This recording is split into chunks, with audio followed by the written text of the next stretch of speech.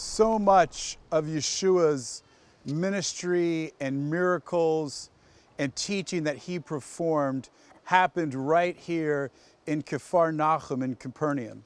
And one of my all-time favorite passages of scriptures that Yeshua taught to the disciples, Matthew chapter 18, Peter comes to Yeshua and he says, "How many times do I have to forgive? Up to 7 times? Peter thought he was really spiritual. 7, the number of completion, the number of perfection.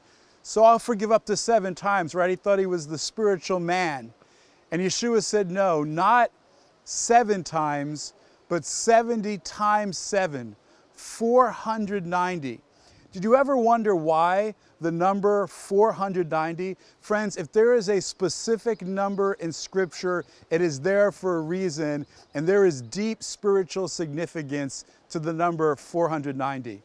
Every Hebrew word has a numerical value because Hebrew is alphanumeric. You write numbers with letters. 490 is the numerical value for the word tamim, the word to be complete or to be perfect. What was Messiah communicating by saying 490? Without forgiving, you can never be perfected or complete. But there's something more.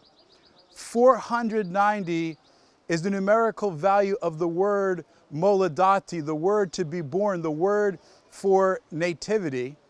And 490 is also the numerical value of the word Beit Lechem, of Bethlehem. So the place where Messiah was born in Bethlehem, his nativity, both equal 490. And how does that tie in?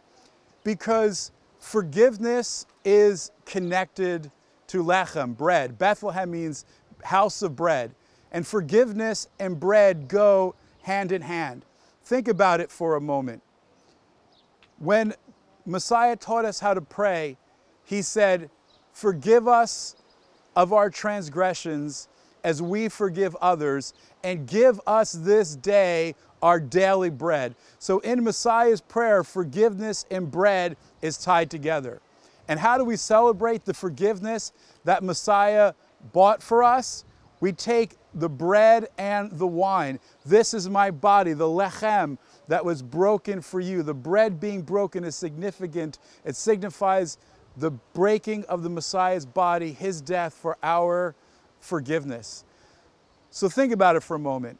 Just like man physically can't live without bread, we can't survive without the bread of forgiveness. All of us have done wrong in our life. All of us need to be forgiven. That's connected to the 490. But there's something even more significant here. There's only one time in the scriptures, besides in this passage, that the actual number 490 occurs just like it occurs here. It happens in the book of Daniel, chapter 9, where Daniel receives a visitation from the angel Gabriel. He's meditating on Jeremiah's prophecy that the exile in Babylon would end after 70 years. And the angel comes and says this: 70 weeks of years have been decreed concerning my people and your holy city, to put an end to transgression, to bring an end to sin, and to make atonement for iniquity, to bring in everlasting righteousness. 70 times 7, 490 years, according to Daniel's prophecy. That's the number of years it would take for complete atonement to be made, for complete forgiveness to be experienced by the entire world, and for everlasting righteousness to be ushered in to the world in which we live. Isn't that amazing? The 490 that Matthew records Yeshua saying to Peter ties directly back to Daniel. Think about it for a moment. It was after 49 years that the Jubilee began. What is the Jubilee? It's the forgiveness of debt, where the land reversed back to the original owners. who had to sell it because they couldn't afford to pay on it, where slaves were set free. The year of Jubilee is connected to 49. So 490 is the ultimate Jubilee, not just for an individual, but for all of creation, for the entire world.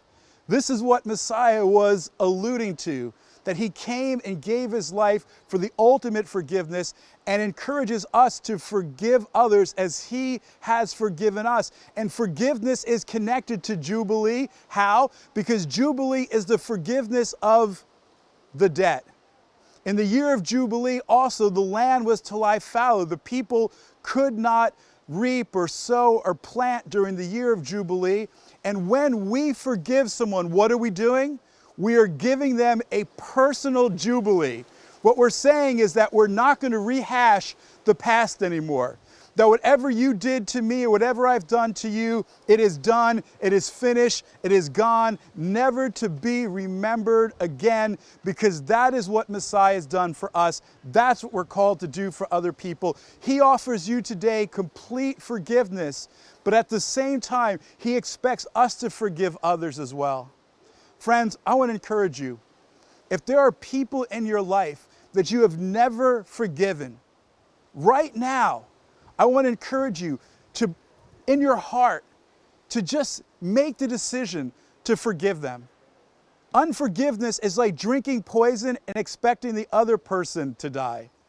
If we don't forgive, we stay chained to the person that has hurt us, and they will be with us forever. We'll be in bondage. But when we forgive, forgiveness is the key that unlocks the cuffs and releases us and gives us complete freedom. So you don't just forgive for the other person's sake, you forgive for your sake and for the Lord's sake. And when you forgive, you experience freedom and healing in your life, the bread of forgiveness. And you can taste and see that the Lord is good. Friends, I have found that one of the primary reasons why people don't find healing in their lives and why they stay stuck is because there is bitterness and unforgiveness in their heart.